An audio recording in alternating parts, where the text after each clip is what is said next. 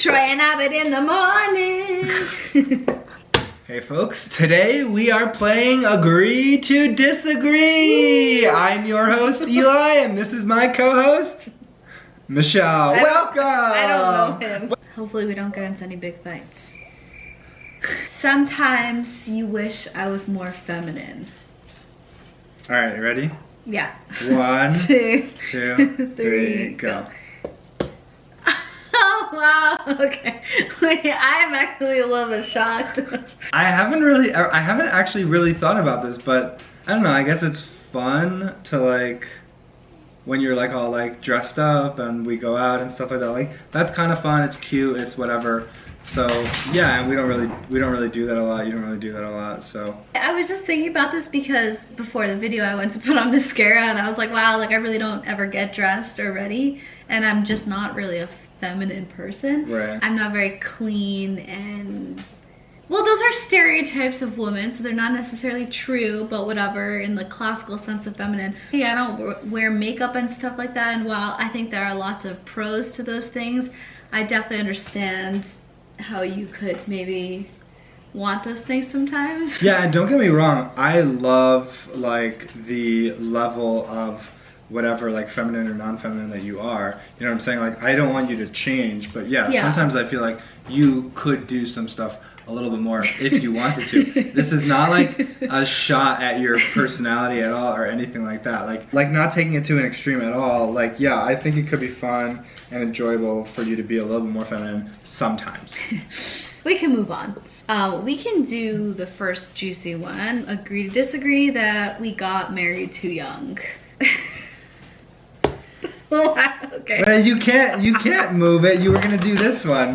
No, I wasn't. I was deciding. You were hovering. No, honestly, I was. We have to like close our eyes. Wait, you disagree? Yeah. I don't think we got married too young, like in terms of the actual age number. I think we got married too young for us. Does that make sense? Keep going. It's not about the number, it's about the stage of life that we were in. I feel like we got married too young because we were both in college and like we didn't necessarily like finish exploring ourselves. And I felt weird being married in college, especially because all my peers were like still partying and dating and like, I don't know, it just put me like in a weird place, I guess. And I don't think I had decided necessarily like what I wanted in life yet. I'm surprised, I'm shocked. I just don't think that we were like from the specific number we were too young to get married type of thing. We were both a little bit older because you had transferred and so you had kind of wasted a couple of years and I went to college later. Not that you wasted it, whatever. And I went to college later. So we were both older than the rest of our peers by like 3 years at least. Yeah. So I don't specifically think we were too young, but I do agree with you from like an emotional standpoint or like a relationship standpoint and a communication standpoint. Yeah, I definitely think that there were places in our relationship that could have been in better places for the marriage to have been like a better swing and a hit type of thing as opposed to yeah, so I think we're actually saying, I guess we are saying the same exact thing. I don't like my spouse's family. 1, 2, 3, go. No, you're such a liar. I'll go first. He's a liar. There is oftentimes tension, perceived tension between me and your family. I don't dislike them. I just think that there are differences, and I think those differences oftentimes show through different passionate conversations. But I don't dislike your family, and I think we're both passionate about our points of view, and so we disagree a lot. And because that's fair. And because I can be a very like confident person, very like firm on certain things, I think it tends to come off as I dislike them or I'm cold to them or stuff like that. But to be fair, you can come across that way to a lot of people. So. Yeah, people have definitely said that about me. But I'm super friendly, so I don't really understand he really, where it comes from. You are very friendly. But yeah, so. I don't dislike your family. I'm scared of certain members of your family. I think our families are so different. We grew up in such different ways that like, I don't understand the dynamic of your family, and like my family's just so much more casual and chill and yours is more formal in my opinion, so it's like it's a little bit hard for me, but I don't dislike any of them. Yeah, no, that makes sense. Good work, team. Good work. It's okay to have friends of the opposite sex when you're married. Wait, let's just switch it this way because it'll be easier. It'll be closer. All right, 1, 2, 3, go.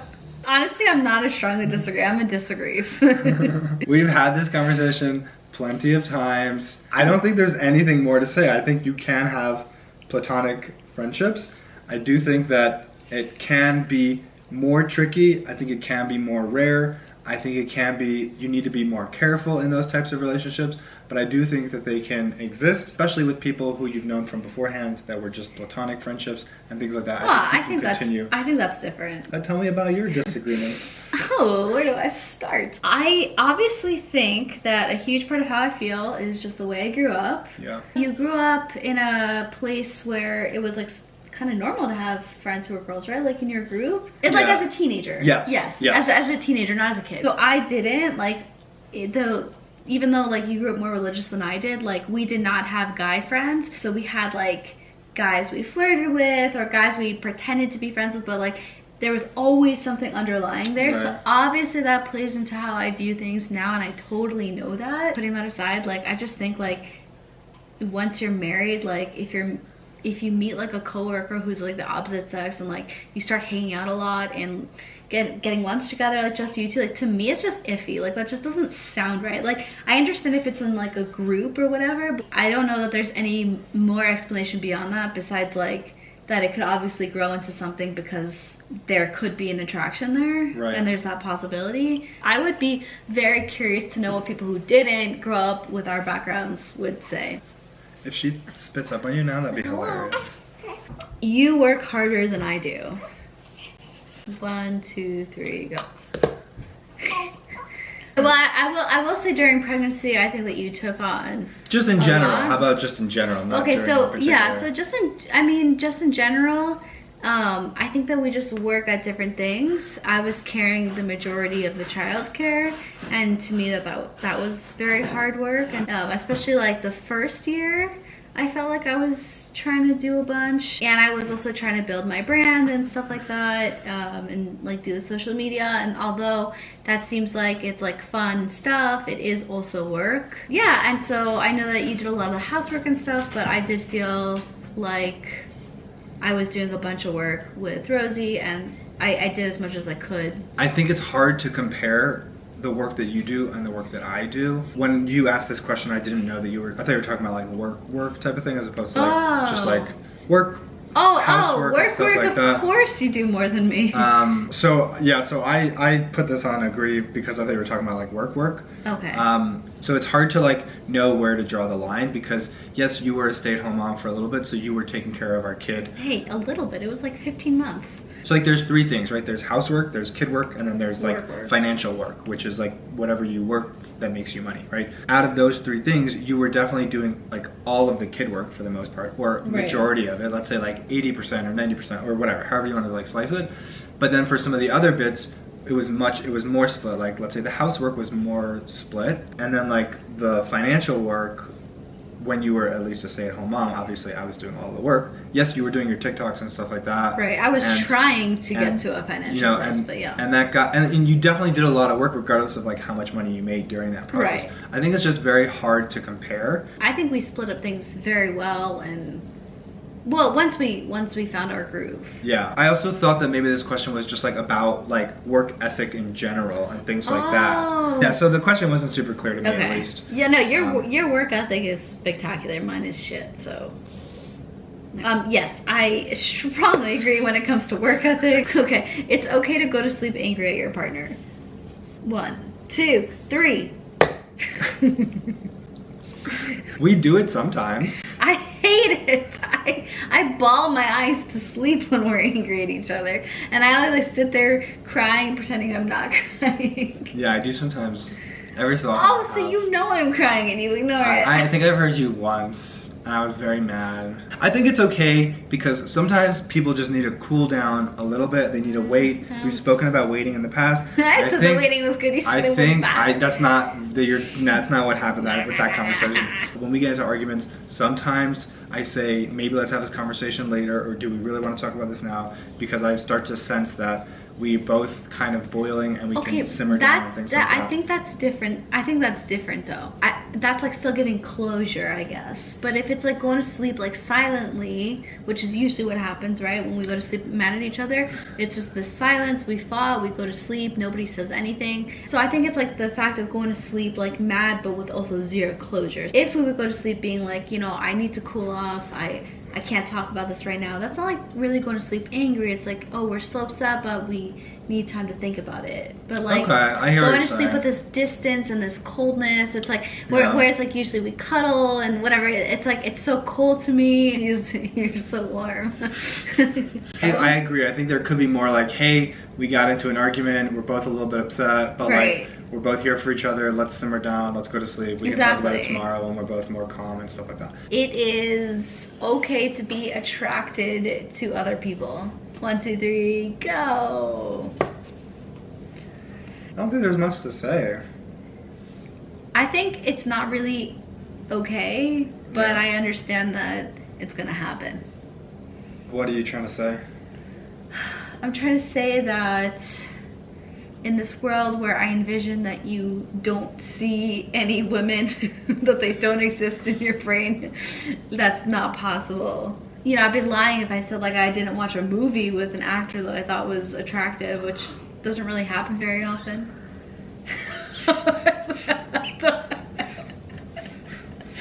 Do you want to say? He's afraid to say anything. I'm not afraid to say anything. I'm not afraid to say anything. You shouldn't be checking out other people. Yeah, oh, 100% you shouldn't be checking out other people. You and your partner should have each other's passwords. 1, 2, 3. What?